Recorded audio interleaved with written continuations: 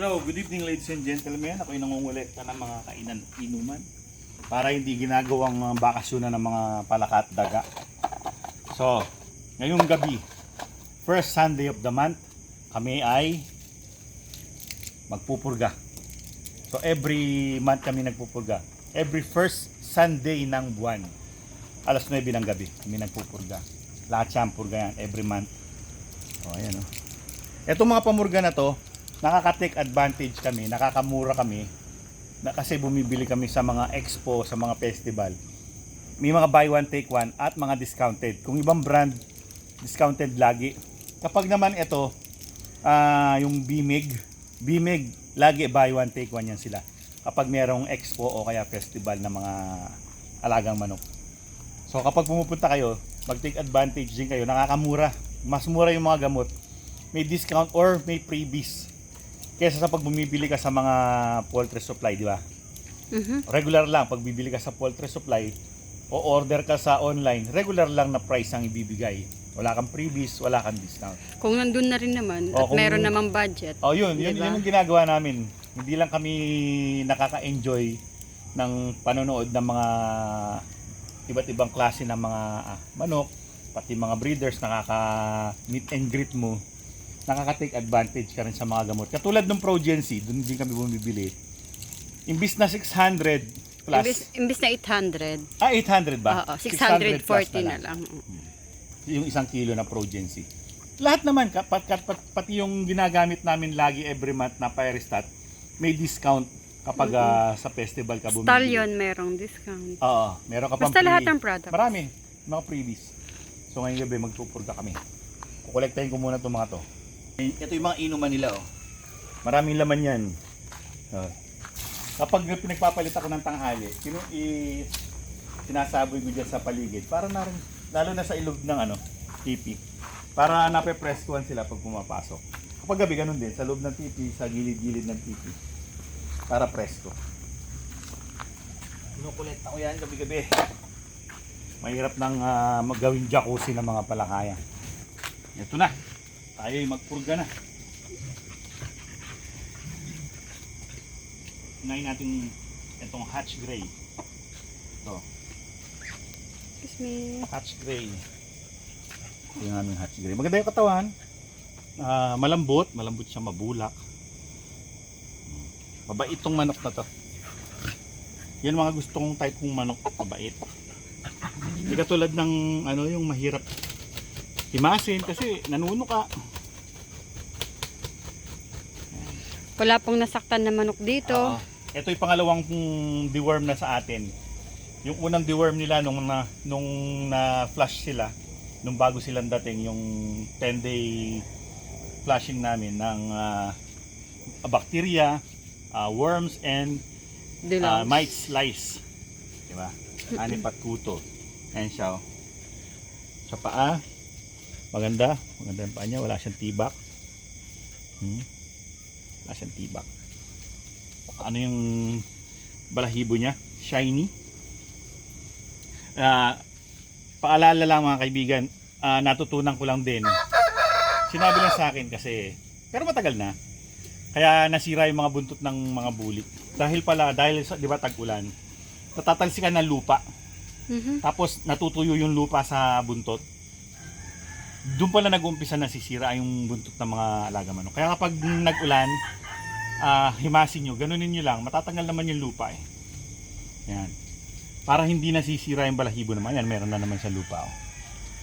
Kaya kailangan bagay, magpapaligo na naman kami yan. Dahil nga sa every month, nagpupurga kami. Minsan nagpapaligo kami. 4 times a year nagpapaligo kami ng kalahatan. Pero lang yung mga katulad nito na isolate. Kapag kasi naka-iso sila yung flushing, kasama yan, bacterial, deworm, dilaws. Walang na ngayon, walang lamok kasi nagpauso kami kanina. Ang bait sa manok na yun.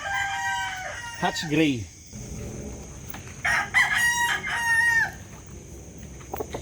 Tingin na.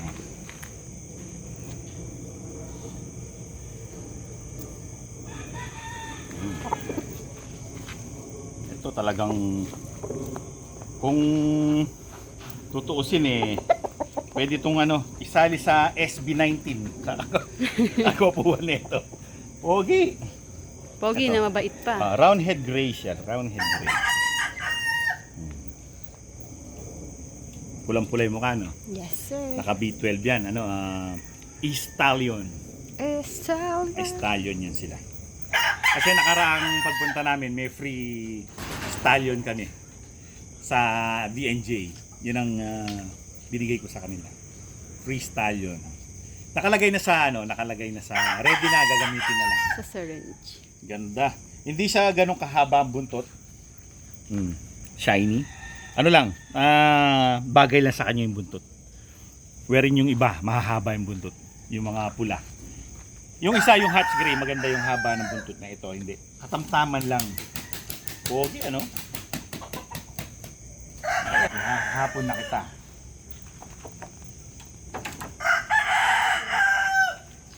Pogi, no?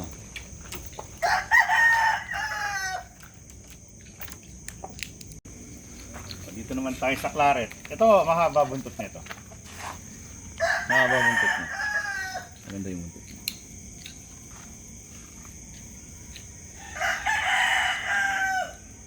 Lahat, purga kailangan. Pogi ito. Tignan natin ang paa. Tibak, walang tibak. Wala. Walang tibak, Medyo walang sugat. madungis yung paa kasi nag-ulan Ito yung claret namin. Katawan, maganda rin yung katawan. Pulang-pula yung mukha niya. Ganda na buntot, no?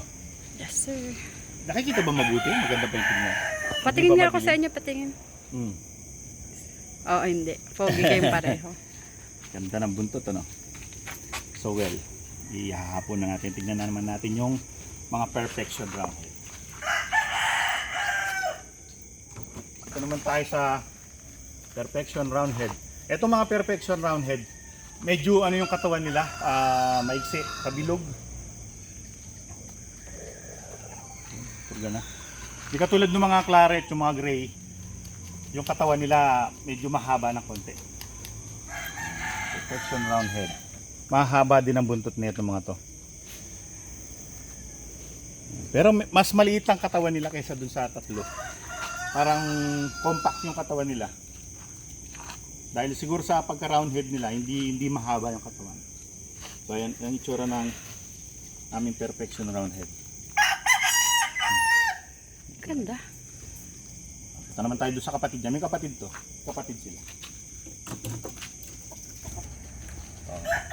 Purga. Deworm. Lahat sila deworm. Ito kapatid nung kanina. Perfection round head din siya.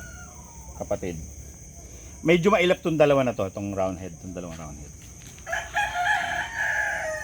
Tapos parang hindi sila sanay hawakan. Sila yung malikot na parang hindi sila marunong mag-balance. Maano yung dito? Parang konti lang. Balahibo niya sa saddle ito. Yung isa okay naman. Haba din ng buntot. Shiny feather sila.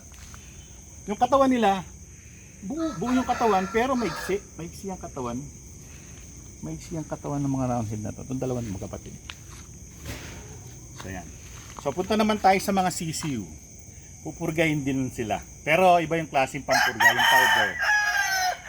Siyempre, kapag nagpupurga kami, lahat, pati sisiu. So, sa mga sisiu, Bastonero Plus ang gamit namin. Patingin. Gumagamit din kami ng iba. Liwanag. Pero, Bastonero, maganda kasi yung resulta. Bastonero Plus. Bastonero Kulay Plus. blue. Kulay blue ito. Parang Gatorade.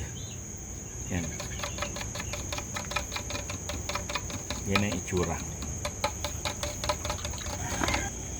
Ito para kay Anto. Tawag namin sa kanya, Wild Thing. Ayan.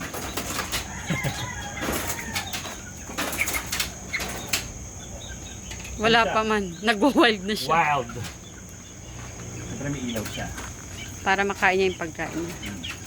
Meron siyang pagkain. Si Wild Thing. Isa siyang radio. Next. Radio. Ito ng Ito naman, kabaliktaran ni Wild King. Ang kabaliktaran ni Wild King. Excuse me. Yan, inom tayo. Ano kaya to? Sabi mo, kanya ng kulay. Mga curious yan eh.